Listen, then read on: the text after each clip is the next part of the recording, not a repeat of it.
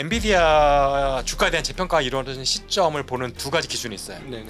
영업이익률 60%가 무너지는 시점, 네. 매출 증가율이 50% 무너지는 시점. 연간 기준. 그 시점에 되면 분명히 월가에서 탈출이 될 건데 네. 엔비디아가 최대한 그 시점을 늦춰주는 게 네.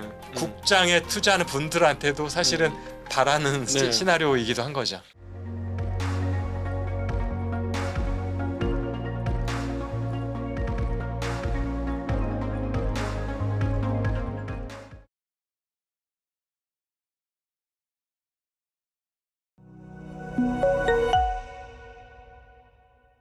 근데 혹시나 뭐 이런 상상을 하지 않습니까? 멀티모달이나 이런 쪽으로 가면 트래픽과 데이터의 양의 증가 폭이 진짜 정말 거의 기하급수적으로 늘어나지 않겠느냐. 그래서 그걸 사람들이 쓰면 그럼 말씀하신 대로는 기존의 이제 데이터 센터 값이라면 이 AI가 오기 전에 데이터 센터 값이라면 말씀하신 대로 한 3년 쫙 늘리고 나면 그걸로 이제 몇 년 뽑아 먹을 수 있으니까 그냥 돌리면 되는데, 그리고 약간 유지 보수만 하고 조금씩만 늘리면 되는 건데, 이런 쪽에 멀티모달 쪽이면 뭐 그래픽, 동영상 이런 것들이 가니 엄청나게 더 많은 것들이 필요하지 않을까? 이런 상상을 하거든요. 결국에는 이제 최종 수요자의 찐 수요가 얼마나 증가할 거냐 부분인 거잖아요. 네. 그래서 저는 이거를 최근에 들어 어떻게 설명을 하냐면 이제 고속도로에 비유해서 말씀을 드리고 있어요. AI 네. 산업을. 네. 2024년, 5년, 6년, 3년 동안은 고속도로 건설하는 기간이다. 네. 그때는 누가 돈을 버느냐? 건설사들이 오로지 돈을 벌죠. 하드웨어 기업들. 그렇죠. 엔비디아, 하이닉스가 돈을 벌었고 고속도로 건설이 끝나면 이제 건설사는 더 이상 돈 벌 일이 없는 거예요. 완공되고 바로 옆에 새로운 고속도로를 짓는 사람은 없거든요. 네네네. 그때부터는 이제 통행료를 징수하는 기업들이 돈을 벌기 시작하는 게 2027년부터 시작. 네네네. 그래서 제가 지금 아직은 버블이다 아니다 말할 수가 없다라 얘기하는 거는 통행료 징수가 되면 버블이 아닌 거고 네네네. 징수를 못한 버블인 건데 네. 아직 징수 시작이 안 됐어요. 네네. 완공이 안 됐으니까. 지금 버블이라고 얘기하는 거는 지금 돈을 못 벌고 있다라는 논리거든요. 네네네. 완공되지 않은 고속도로에서 돈을 못 버는 게 정상 아닌가? 그렇죠. 그러니까 지금은 네. 버블 얘기를 하는 시점이 아직은 아니다. 음. 근데 27년 이후에도 여전히 돈을 못 번다. 한 기업도 돈을 못 번다. 그럼 버블이고 네. 몇몇 승자 독식같이 한 두세 개 기업은 돈을 버는데 네. 나머지 한 70%는 아예 회수를 못 하고 있다. 네. 이건 버블은 아니에요. 실체는 있는 건데 공급 과잉인 거죠. 네네네. 자, 그러면은 공급 과잉과 버블의 가능성만 저는 놓고 있어요. 네네네. 그 얘기는 지금 이미 과잉 투자라는 건 인정한 거거든요. 그래서 지금 투자하고 있는 데이터 센터의 규모나 여러 가지들이 실제로 본인들이 비즈니스 할 수 있는 역량과 예상되는 핸들링 해야 되는 데이터의 몇 배를 지금 하고 있다고 보고 있는 거라 네네. 지금 말씀하신 것 같이 그게 부족해지지 않는다. 지금 설치한 것만으로 놀려야 될 거라고 저는 생각이 되고 있습니다. 그 정도로. 네. 이게 그만큼 많은 양을 이미 하고 너무 있다. 과도하게 한 거죠. 네. 그리고 사실상 그걸 사용할 만한 활용 전략은 아직 없어요. 어느 회사도. 하기야 온라인 그 인터넷 2000년 닷컴 버블 때도 보면 사람들이 인터넷을 쓰긴 썼죠. 쓰긴 쓰고 막 다들 이제 컴퓨터 사가지고 막 난리를 피고, 그때도 이제 반도체가 그래서 큰 사이클로 왔었던 거고, 그때도 통신망이 제일 유유가 많았었는데 엄청난 광통신을 깔았는데 나중에 이제 다 깔고 나니까 사용률이 10%도 그쵸. 훨씬 못 미치는, 뭐 몇 프로밖에 안 되는 이런 정도 수준까지 갔었는데 지금 그런 분위기를 보실 수 있다. 지금 저 혼자만의 생각은 아닌 것 같고 네. 많은 분들이 그런 생각을 하고 있는 것 같고요. 음. 그래서 버블이라고 아예 확정적으로 얘기하는 분들도 있고 저와 비슷하게 버블인지 아닌지는 조금 보류. 네네네. 보류지만 공급 과잉까지는 무조건이다라는 네. 얘기를 하는 분들이 많이 있고, 그래서 지금 오히려 어떻게 보면은 지난 몇 주 사이에 많이 바뀌었어요. 네. 그 이전까지는 엔비디아를 언제까지 얼마나까지 올라갈 수 있을까 관심이었다면 지금은 엔비디아 팔고 이제 소프트웨어 기업을 사야 되면 누구를 사는 게 가장 좋은 선택이냐 쪽으로 관심이 많이 지금 쏠려 있습니다. 네네네. 그래서 저도 지금 맞는 질문이 그러면 박사님 원픽은 누구입니까? 이런 거였고, 지금 저도 아직은 확실하게 정할 수는 없다. 왜냐하면 현재 돈을 쓰긴 썼지만 아직까지 네. 누가 정말 가장 좋은 돈이 될 수 있는 비즈니스 모델을 만들었느냐를 보면 아직까지는 없거든요. 네네. 없기 때문에 그런 상황에서 그럼 가능성을 놓고밖에 얘기를 할 수 없어요. 네. 자, 그럼 AI 데이터 센터를 활용을 잘하고 돈을 벌기 위해서 일단 세 가지 조건이 필요한데, 세 가지 조건이라기보다는 세 가지 보통 우려 포인트들을 많이 얘기해요. 이거 장벽이 될 수 있는, 네. 하나는 전력, 하나는 용수, 네. 냉각수를 위한, 또 하나는 데이터. 네. 근데 제가 볼 때 용수랑 전력은 이건 국가 인프라의 부분이라 그렇죠. 개별 기업이 해결해야 되고 기업의 경쟁력을 구분할 수 있는 건 아니에요. 네. 그렇다면 결국에는 데이터 보유 여부가 네. 잠재적인 경쟁력을 갖고 있느냐. 그다음에 또 하나는 지속적으로 버틸 수 있는 현금. 네네네. 이게 사업에 돈이 나올 때까지 시간이 좀 필요할 테니까 네. 그때까지 대신 돈을 벌어줄 수 있는 캐시 카우가 확실한 게 있느냐 네. 이 두 가지가 저는 가장 중요한 거라 보고 있을 때 보면은 누구는 데이터 확보는 되는데 캐시카우가 없는 기업들이 있잖아요. 그렇죠. 그다음에 누군가는 거꾸로인 데가 또 있죠. 중국 같은 기업은 뭐 전력은 남아 돌고 그다음에 뭐 그 다른 거는 되는데 데이터 값이 안 들 것 같아요. 중국은 사실은 이제 데이터 부분에 있어서 이제 구글 같은 기업은 아직은 없지만 네. 근데 사실은 중국 자체적으로는 되죠. 적인 인구만 갖고도 저는 충분히 그 데이터 확보되고 어. 물론 편향된 데이터일 그렇죠. 수 있죠. 예. 근데 애초에 그 비즈니스를 중국으로 한정해 버리면 가장 양질의 데이터인 거죠. 중국에서 돈을 벌면 결국 해외로 삐쩍삐쩍 나올 텐데 데이터 값이 이게 다른 나라 거를 얼마나 흡수를 해가지고 할 수 있을까? 그래서 지금 생각하는 두 개 정도 생각하는 중에 중국 기업은 없고요. 네. 지금 사실은 많은 분들이 사실 비슷한 생각들을 하고 있어요. 일단 알파벳을 네네. 꼽고 있고 또 하나는 많이 언급이 되지 않지만 저는 마이크로소프트도 가능성이 높다고 보고 있는 게 네. 자금 안정적인 캐시플로우가 있고 예. 그 다음에 데이터가 다른 의미에서 막대한 데이터를 확보하고 있는 기업이 마이크로소프트잖아요. 네네네. 모든 OS가 대부분 그렇죠. 마이크로소프트 독점이고 그 다음에 자체 엣지라는 검색 엔진이 있기 때문에 어쩔 수 없이 쓰게 되는 고객이 굉장히 많다는 거. 예. 크롬보다는 엣지를 많이 쓸 거예요. 편하니까 일단은 네, 디폴트로 네. 깔려 있기도 하고 네. 그런 면에 있어서 구글과는 또 다른 의미의 많은 데이터를 확보하거나 앞으로도 할 수 있는 가능성이 있고 네. 그다음 구글과 마이크로소프트는 당장 AI로 돈을 못 벌어도 네. 안정적인 캐시플로우를 갖고 있는 기업들. 그렇죠. 근데 오라클, 아마존 이런 기업들은 조금 캐시 부분에 문제도 있고 데이터 확보 측면에서 아무래도 앞에 두 기업보다는 좀 여류에 있는 기업. 네네. 오픈 AI는 일단 캐시 쪽에 문제가 분명히 있고 그 다음에 데이터 확보가 현재로서는 가장 앞서 있어 보이지만 네. 너무 제한된 데이터 확보라는 거죠. 챗GPT를 쓰는 사람들만의 네네. 굉장히 국한된 정보만이라는 것과 그 다음에 비즈니스 모델을 확대하기가 쉽지가 않다. 네. 지금 B2C의 그 푼돈 모으는 비즈니스 모델 외에는 딱히 안 보인다라는 게 많은 전문가들 견해여서 네. 오히려 오픈 AI는 조금 더 순위에서 밀리는 느낌이 있어서 음. 지금 재밌는 게 워렌 버핏과 손정희의 픽이 5년, 10년 뒤에 누구의 수익률로 과연 네. 이게 결과가 날 것이냐도 좀 재밌긴 합니다. 네. 그 저기 그러면은 그 한국의 이제 반도체 그 메모리 업체들이 이런 상황들 그러니까 말씀하신 대로 지금은 공급감이 분명히 맞다 이런 것들을 다 간파하고 설비 증서를 늦추는 것일까요? 아니면 앞서 얘기한 것처럼 물리적 공간이 없어서 늦추는 것일까요? 아니면 2년 동안의 트라우마가 너무 커가지고 무서워서 못하는 것일까요?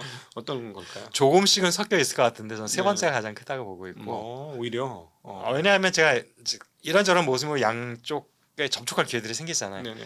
그때 늘 했던 얘기들 또 뭐 심지어는 강연까지도 했던 얘기는 왜 계속 사이클이 생기니 그거는 돈 많이 벌었을 때 그 돈으로 설비 투자를 했기 때문에 자연스럽게 1, 2년에 다시 공급량이 오는 거다라는 얘기를 계속 해줬거든요. 예. 그러면 그러면 그게 공급량이 안 생기려면 어떻게 해야 돼? 돈 많이 벌었을 때 투자 안 하면 되지. 네. 라는 것들이 사실은 어느 정도 정보를 갖고 있는 상태들이긴 해요. 네네네. 근데 이제 그 부분이 관건이겠죠. 근데 왜 여지까지 그럼 그 기업들이 몰라서 안 했을까?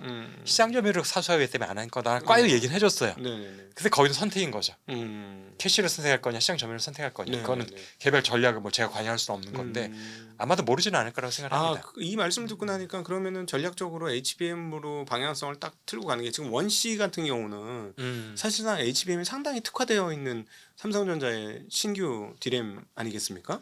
근데 원C 공정은 계속해서 늘리는 것 같은데 그건 결국은 우리는 HBM을 꼭 먹어버리겠다 그 의도 아닌가 싶고 그리고 그 디램 쪽에서 좀 놓치더라도 난 여기를 먹겠다 그런 것 지금 같아요. 삼성전자의 원C 전략은 그러니까 HBM 때문에 원C를 했다기보다는 네. 원B가 안 돼서 원C로 넘어간 건 스킵하고 그렇죠. 넘어간 건데 네. 그 얘기는 모든 메모리에서 원B를 삭제하겠다는 얘기인 거예요. 꼭 너무 안 HBM뿐만 아니라 너무 안 좋아서 모든 D램에서 원B를 포기하고 원C로 빨리 조기 넘어가겠다는 얘기인 거지. 네. 꼭 HBM만이 아니라 원C를 모든 D램에 다 원C를 쓰겠다는 얘기인 거예요. 그러면은 그 원C를 만들어 가지고 한쪽 방향은 그러니까 D램으로 GDDR, 그래픽 DDR에도 어. 쓰고 뭐 네. 온갖 곳에 다 원C로 전환하겠다는. 전환했다. 예. 그게 공정으로 이렇게 나눠질 수 있는 모양이네요. 원비와 원C하고 정확하게 공정 제가 공정 시트를 보면은 네. 뭐가 바뀌는지 알 수 있지만 일단은 가장 크게는 디자인 룰이 바뀌는 거잖아요. 네네네. 1나노 그렇죠. 정도 축소되는 거라서 그렇죠. 아마도 EUV가 스텝이 한두 개가 더 늘어날 가능성이 생기고 네.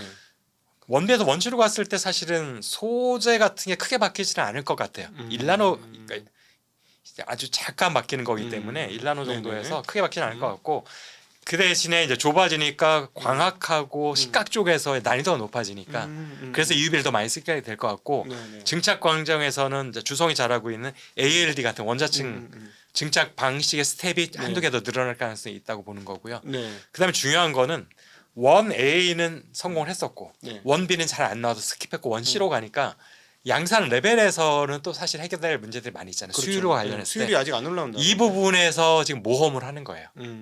하나를 건너뛴다는 얘기는 뭔가 지금 극적인 반전이 이룰 수 있는 가능성은 있지만 리스크는 더 커지는 상태라고 네. 이해하시면 될 것 같고 사실 삼성전자 파운더리가 그동안 계속 수율에서 고정을 하고 있는 거잖아요. 네네. 뭐 최근에 좋은 소식 들리지만 네. 그 고전에서 원인도 보면 앞에 압도적인 1등이 있어요. 근데 계속 얘와 똑같은 스텝을 밟아가면 영원히 2등. 네네네. 그래서 반전을 하기 위해서 뭔가 무리수를 뚫는 게 두 스텝을 가자거든요. 지난번에 3나노 갔다가 사실 폭망한 거잖아요. 두 번이 있었어요. 네. EUV 조기 도입하고 네. GAA 조기 도입, 네. 3나노 조기 도입 세 개가 다 망했어요. 네네네. 그래서 사실은 이 인자가 어떻게든지 그 역전의 반전을 마련하기 위해서 쓸 수 있는 유일한 카드이긴 해요. 네. 하나 건너뛰고 가는 게. 근데 그만큼 실패했을 때 리스크가 크다라는 것도 알아야 되는데 네. 지금 D램에서 또 다시 모험을 하는 겁니다. 삼성전자는. 아직까지 지금 수율 얘기 나오는 거 보니까 한 7할 정도, 70%뭐 이 얘기 나오고 80% 넘어갔다는 얘기는 아직 안 들린 70%도 제가 볼 때는 아니에요. 전체로는 안 될 것 같습니다. 그러면 장사 못 하잖아요. 그러니까 지금 어쩔 수 없는 거예요. 원 A로 할 수는 없다. 이미 성능이 안 나오니까. 원 B는 수율이 안 나오고 이미 접은 사업. 그러니까 원 C를 할 수 없는 거라 이건 어떻게 보면 울며 겨자 먹기의 선택인 거라서 선택할 수 있는 상황이 아닌가 삼성전자는. 근데 뭐 우리가 알고 있듯이 뭐 D램 95% 정도는 수율이 최소한 나와줘야 장사가 되는 거 아닙니까? 그래서 지금 마이크로나 하이닉스는 원 C로 안 넘어갔잖아요. 네. 좀 더 완성해놓고 가겠다는 얘기인 거죠. 양산에 가는 거. 예. 그러니까 지금 원 B로 HBM을 만들잖아요. 두 회사는. 네. 삼성전자는 원 C로 만들겠다라는 거라 지금 이제 수율에서 양산은 검증된 원비로 가니까 HBM4도 원비로 하겠다고 그랬어요. 네네. 그럼 초기부터 수율이 잘 나올 거예요. 그렇죠. 예. 근데 삼성전자는 지금 반신반의 하면서 가는 거죠. 어. 다행히 수율이 초기에 잡히면 네. 오히려 성능이 더 잘 나올 수가 있죠. 그렇죠. 전력 소모도 더 줄일 수 있고 그렇겠죠. 속도도 조금 더 빨라질 수 있기 때문에 HBM4 납품하는 것도 어렵지 않아요. 그런데 이제 그럼에도 불구하고 수율이 안 나와 버리면 사실은 네. 이게 발목을 잡을 수 있는 거다 보니까 그렇죠. 특히 엔비디아 같은 경우는 수율을 되게 중시하잖아요.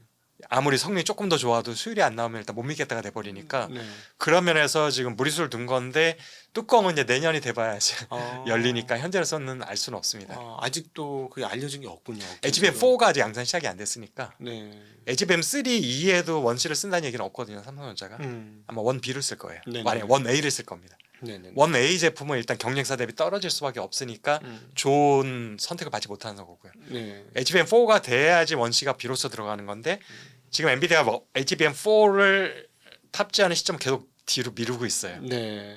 그러니까 삼성전자 입장에서는 원 C의 진가를 아직은 확인할 길이 없는 거죠. 한동안은. 엔비디아 기다려주는 걸 수도 있는 거 아닙니까? 지금 두 가지가 다 가능성이 있습니다. 하나는 일부러 삼성전자가 양산을 성공할 때까지 늦게 버티면서 네. 왜냐하면 그래야지 하이닉스로부터 이제 가격 결정권을 좀 가져갈 수 있거든요. 네네. 그래서 지금 하이닉스가 뭐 70% 올려달라 이렇게 버티고 있으니까 네. 일부러 지연시키면서 삼성전자의 참전을 기다리고 있다라는 게 하나이고 삼성전자 입장에서는 굉장히 좋은 소식인 거고 지금 제가 듣기로는 많은 전문가분들이 아직 출시되지 않은 내년에 AMD가 출시하는 MI450이 네. 엔비디아를 긴장시킬 정도로 성능이 잘 나온다. 네네네. 그러다 보니까 엔비디아가 지금 다시 미세 튜닝을 하고 있다. 그보다 성능이 떨어진 제품을 출시할 수는 없으니 네. 그러다 보니까 메인 칩에서 변화가 있으면 HBM도 일정 부분 변화가 요구될 수 있어서 조금씩 튜닝을 하고 있어서 네. 늦어지고 있다라는 거 두 가지가 제기가 되고 있는데 네. 제가 볼 때는 둘 다가 지금 같이 맞물려 있을 거라는 생각이 좀 들고 하기야 왜냐면 합니다. 지금 말씀하신 거하고 이제 연관해서 생각해 보면 하이닉스가 이번에 이제 HBM4인가요? 4 가격 결정을 했죠. 지난번 상품 대비 50% 가격 인상 이렇게 해가지고 저희가 깜짝 놀랐는데 사실 처음에 엔비디아가 이걸 원하는 그림은 아니었을 거고. 그렇죠. 네, 그래서 전략적으로 그 협상을 질질 뒤로 미루다가 이제 막판에 도저히 안 되니까 그냥 50% 올려주고 그냥 게임 셋 하는 거니까 사실상 엔비디아가 두 손 두 발을 들은 건데 그 입장에서 보면 삼성을 반드시 끌어들이고 싶은 마음은 분명히 있을 수밖에 없을 것 같아요. 있습니다. 네. 그게 지난번에 한국에 왔을 때 깜보회동에 삼성전자에 그렇게 공을 들인 이유이기도 하고요. 네, 최태원 회장은 없었습니다. 없었고요. 네. 물론 에이펙에 다른 일정도 있었다라는 것도 있지만 그럼 그거 네. PS 잡을 수도 있었잖아요. 그렇죠. 그런데 굳이 겹쳐서 잡았다는 얘기는 내가 SK보다는 삼성 쪽에 좀 더 공을 들이고 있다라는 걸 어필하고 네. 싶었던 네. 것일 수 있는 거고. 그리고 지금 최근에 이거는 확인된 건 아니지만 제가 또 들은 이야기, 저도 네. 다른 분의 들은 이야기로는 삼성전자가 HBM에 엄청 1년 동안 공을 들이다가 네. 최근에 좀 힘을 빼고 있다는 얘기. 힘을 뺄 수밖에 없죠. 다른 게 가격이 올라가니까 디램만 팔아도 굳이 나- HBM에 그렇죠. 별로 지금 급하지 않아가 돼버린 거예요. 최태원 회장이 왔어야 됐네. 거기 안 그리고 게다가 또 그 지포스 행사장에 이재용을 데리고 와서 난 니네 아버지하고 잘하는 사이야. 그 얘기까지 네. 왜 나왔는지 모르겠어요. 그 얘기를 물론 술 취해서 하긴 했을 수 있지만 분업이 돼가지고 그 얘기를 했다는 거는 뭔가 너희 아버지하고 나하고 이렇게 좋은 관계로 해서 내가 여기까지 왔는데 너하고도 좋은 관계 있어야 되지 않겠니 하는 거를 뉘앙스로 날린 것 같고 최태원 회장 들으라고 한 것 같기도 하고 뭐 어쨌든 뭐 어떤 식으로든지 영업은 하고 가셨는데 그럼 다시 이제 그 지금 마이크론 테크놀로지가 HBM 열심히 참전 안 할 수도 있다. 이런 논의들이 나오는 게 디램 값이 마진이 맞습니다. HBM 마진하고 디램하고 똑같은 뭐 굳이 힘들게 HBM 가느냐. 자 일단 낸들은 조금 아예 다른 시장이니까 네네. 디램만 놓고 봤을 때 정확한 수치는 몰라요. 발표는 안 하니까. 네. 근데 SK 하이닉스는 아마 현 시점이나 연말쯤 됐을 때에 디램 전체 매출에서 HBM이 차지하는 게 거의 50%까지 올라갈 네. 것 같고 삼성전자는 10%도 안 될 것 같고 네. 마이크론은 20%. 그 얘기는 만약에 HBM 말고 다른 디램 가격이 높이 올라가면 네.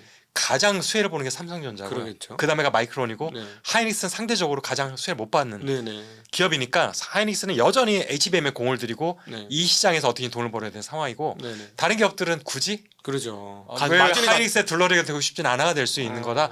엔비디아가 지금 오히려 지금 더 급한 상황이 그러니까. 돼버린 거죠. 오히려 지난번 깜보회동은 갑자기 와서 왜 GPU 뭐 선물 아니고 장사해놓고 선물이라고 얘기하고 그렇죠. 가셨는데 예. 공짜로 주는 것도 아니면서. 근데 그걸 왜 했을까 하니까 이게 이분이 지금 HBM이 엄청 급했구나. 그러니까 사실상 최태원 회장 말고 이재용 회장한테 공을 들인 거는 최태원 회장 보라고 하는 거야. SK한테 보여주는 걸 수도 있지만 당장 HBM이 엄청나게 진짜 급한. 필요해서. 예. 왜냐면 어차피 양을 늘려야 되는 입장이니까 하이닉스로 다 커버리지가 안 될 수도 있는 거잖아요. 지금. 자 아까 제가 초반에 이제 내년 되면 하이드는 끝물이라고 했지만 그 얘기는 내년까지 좋다는 얘기예요. 거꾸로 얘기하면. 그리고 예상컨대 지금 가격 상승을 봤을 때 올해보다 내년 시장 더 좋다.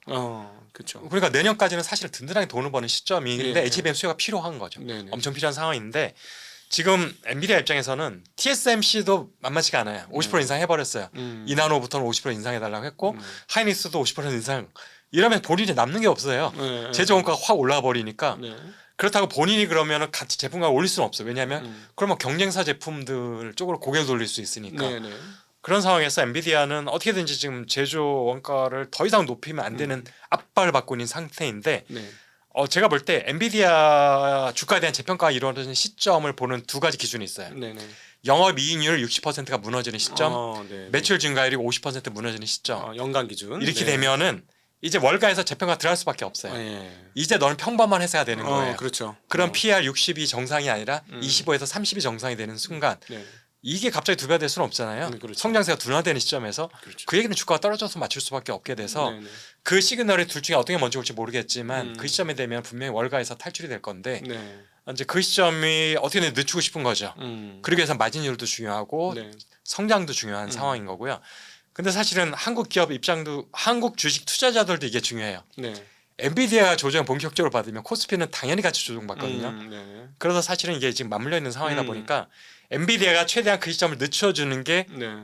지금 국장에 투자하는 분들한테도 사실은 바라는 네. 시나리오이기도 한 거죠. 그 삼성전자가 지금 뭐 하는 상황에서 현재 캐퍼를 풀로 가동한다면 추가 안 하고 그래도 이 쇼티지가 유지됩니까?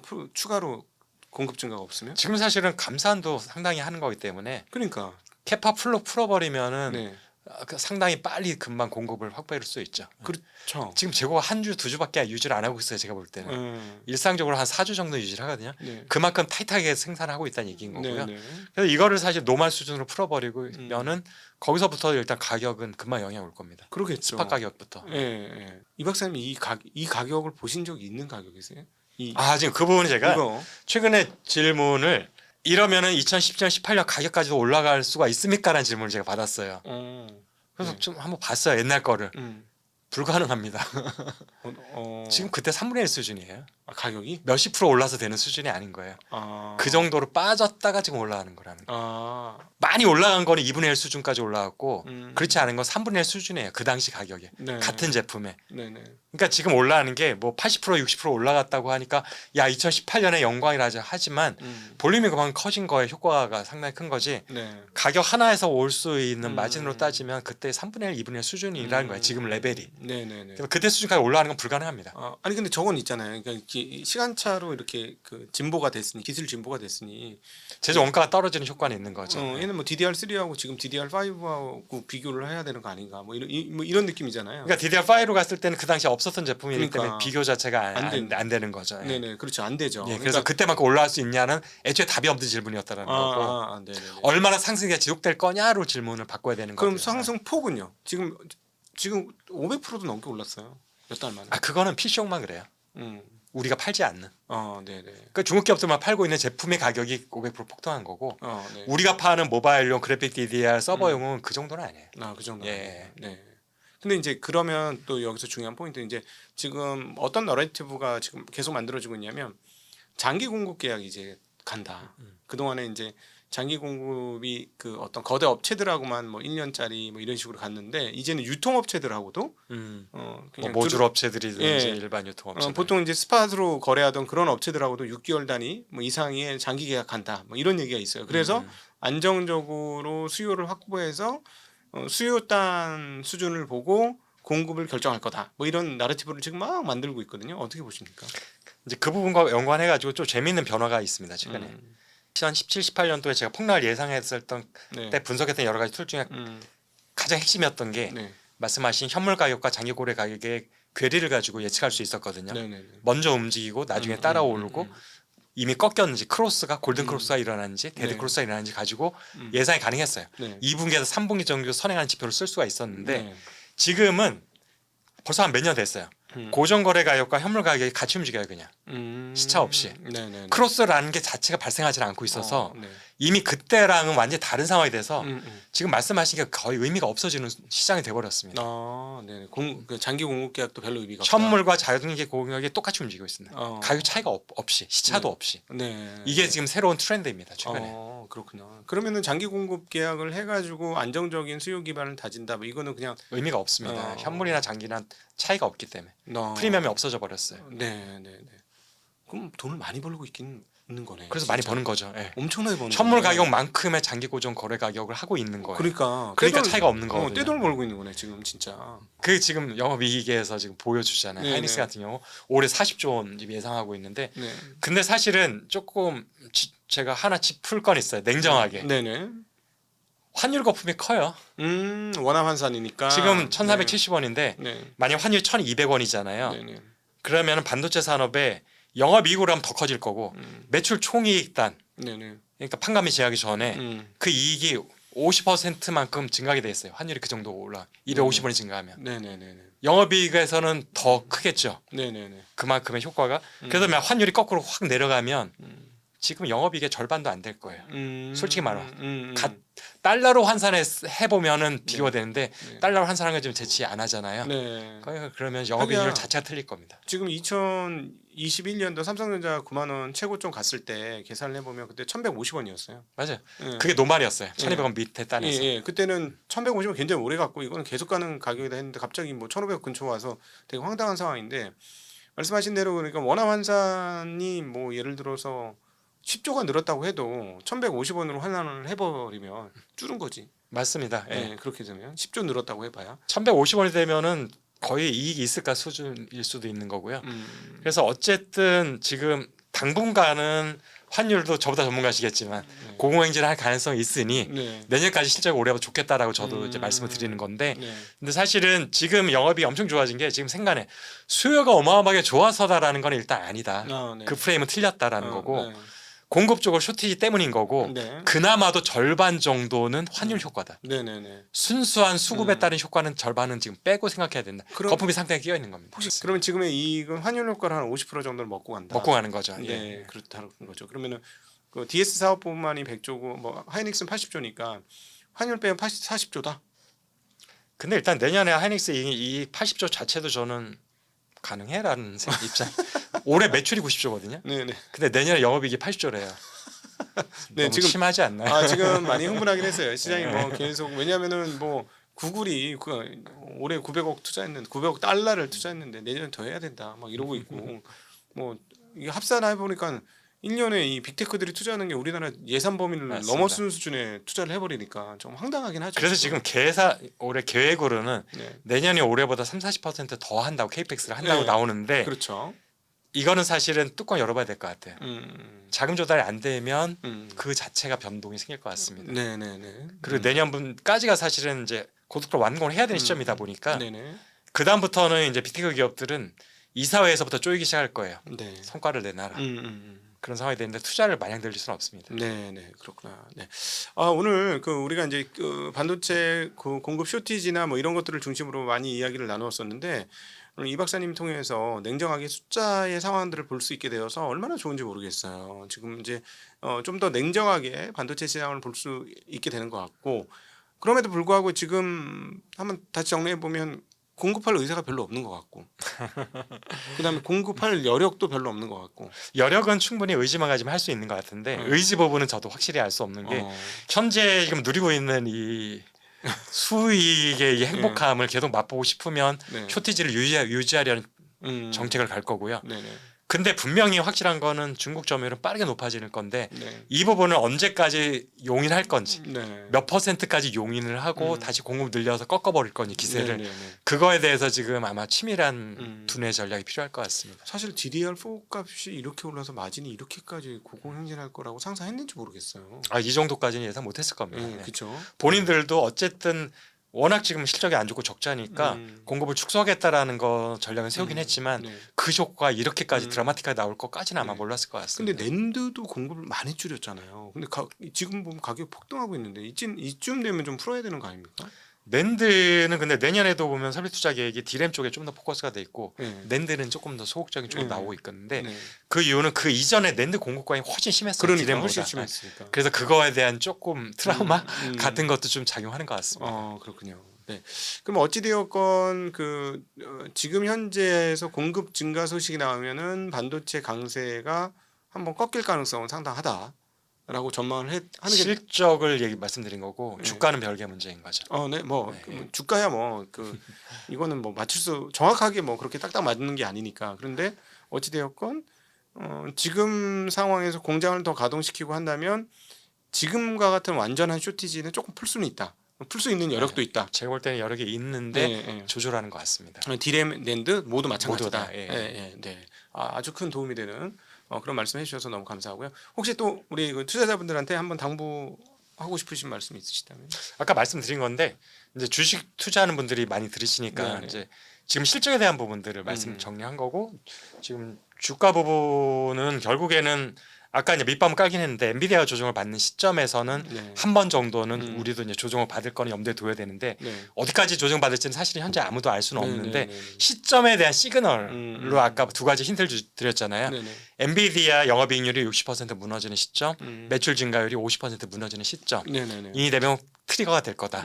그래서 그 시점에 대해서 저는 이제 모니터링 하고 있을 거고요. 네. 투자자분들도 아마 좀 더 발빠르게 움직이려면 그 부분에 신경 쓰는 것도 괜찮을 것 같습니다. 네. 자, 오늘 그 반도체 정말 완전한 쇼티지, 이런 쇼티지는 없었다 하는 이 상황에 대해서 보다 좀 냉정하게 실제로 우리가 2017, 18년에 완전한 쇼티지 때와 비교했을 때 상황이 어땠는지를 한번 우리 이주환 박사님과 함께 한번 살펴보았고요.